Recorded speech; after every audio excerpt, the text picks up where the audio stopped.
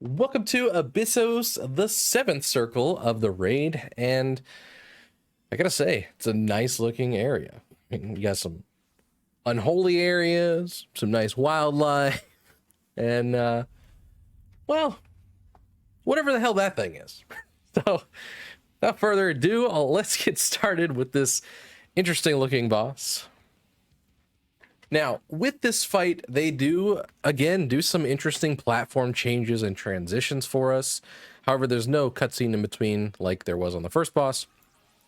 And whenever you target the boss, you will also notice how big this hitbox is. So there are no positionals.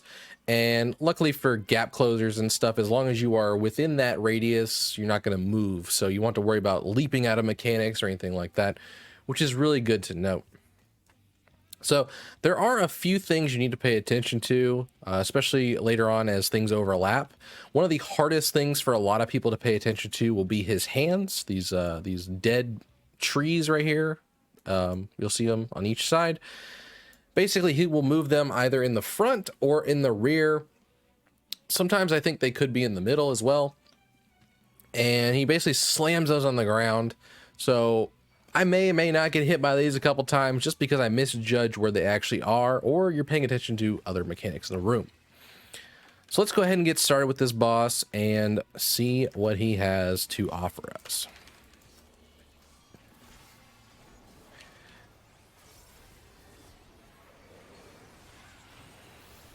So here's these hands I was talking about. Now you can definitely tell those are in the front. We don't really need to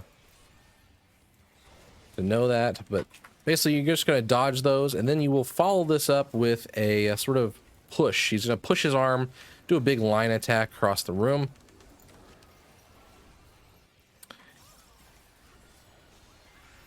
Now that holy ability is putting debuffs on all of us. We just need to spread out here as we are going to explode, followed by running into the safe zone. So this will be the platform transition change, which is actually really cool. So coming up, ooh, that one's close. Run in, be away from the hands. So the platform transition change is going to have that similar effect in the middle, but then break apart, which is going to be really, really cool here. So let's see, move away from that arm.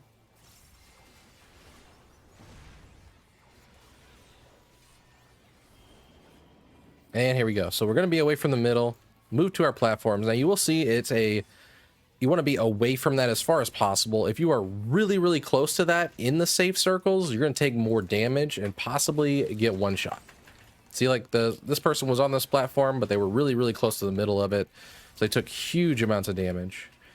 Here we have another bow. Those ones are close, so we're not going to be near those. And then we have to figure out which one's going to get pushed so we can go to the safe path, since we are limited on our arena space here now. So I'm going to go ahead and dodge that. Now we have two tank busters here. I would probably recommend, if you're with your friends or with a big group where you can sort of have everyone do it, maybe put the tanks on one platform and maybe your melee on another. I could see that being the case for Savage, possibly, just because you're already going to be so limited on space that you don't really want to clip people, or maybe you want maybe one tank on each and then a melee on each or something. But nonetheless, just make sure you're not killing people with those tank busters. Now here we have Fruit, which he will summon one of two types of ads. This first one is the this doggo here. Now doggos, they basically just AoE around them. So you don't want to be on those platforms. Instead, we're going to be on these little pathways transitioning in between. Now your second type will be birds. And birds will essentially do like a line attack. Now we're also we're also dodging some line attacks here with some arrows that we saw on the ground. They're basically just traveling across the room. So here's the second type, the birds that we were talking about earlier. Now they will essentially do this line attack, and it will actually cover up the pathways to where the dogs, the safe spot was the pathways, right? So here's this bird. Now the way they're facing is the way that these line attacks are going to come. So simply, if you're on like the edges of some of these platforms, you should be more than safe.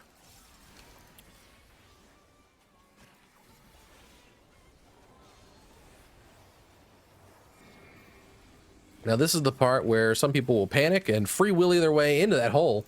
I would not recommend that, because we actually get a transition right here where you have more than enough time to run in there and get safe. And here we have more traveling circles, only this time instead of having a small area, we have the whole platform to use. So you're simply going to want to dodge out of that and then move over to a safe position. Here he's picking up his bow again. He's got his tree trunks in his hand. Those ones are pretty close to him, so he's going to slam those down. Want to make sure that we're not in the pathway of the one that is traveling, so we're going to move out of the way of that one there.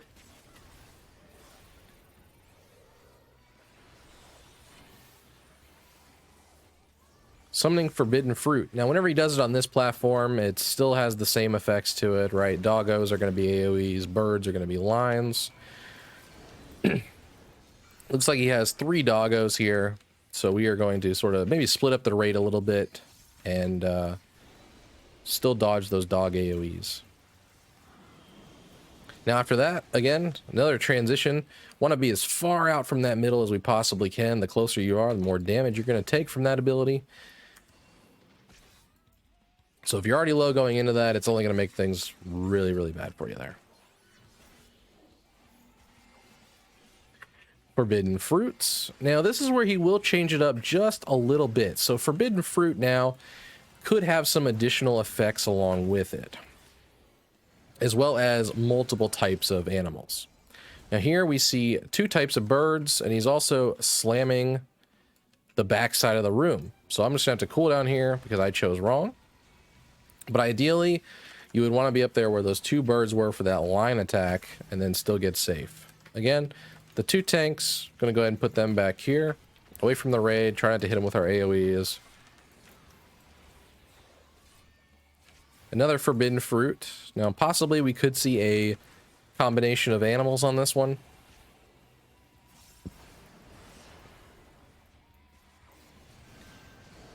Looks like we have 3 doggos, but there are also pools to soak. So what we're going to do is we're going to wait for those to go off, and then we're going to run in here and soak.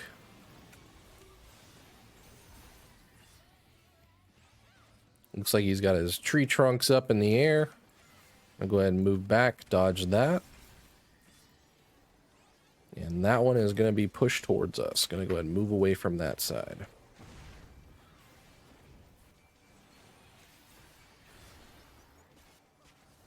Spark of Life. This is just an AoE mechanic. Going to go ahead and help people out, mitigate a little bit here. You get 2 of these back to back. They also have a nasty bleed attached to them, so careful of that.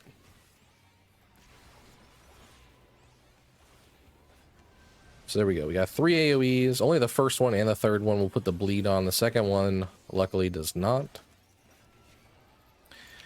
And now we have this forbidden fruit, which this one might have the combination of multiple animals finally.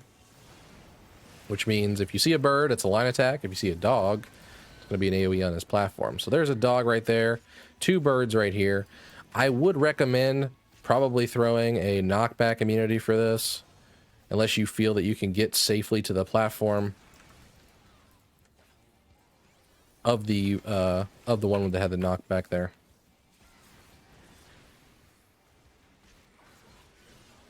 Here we go, dodging these line attacks. Now we need to spread out from the group.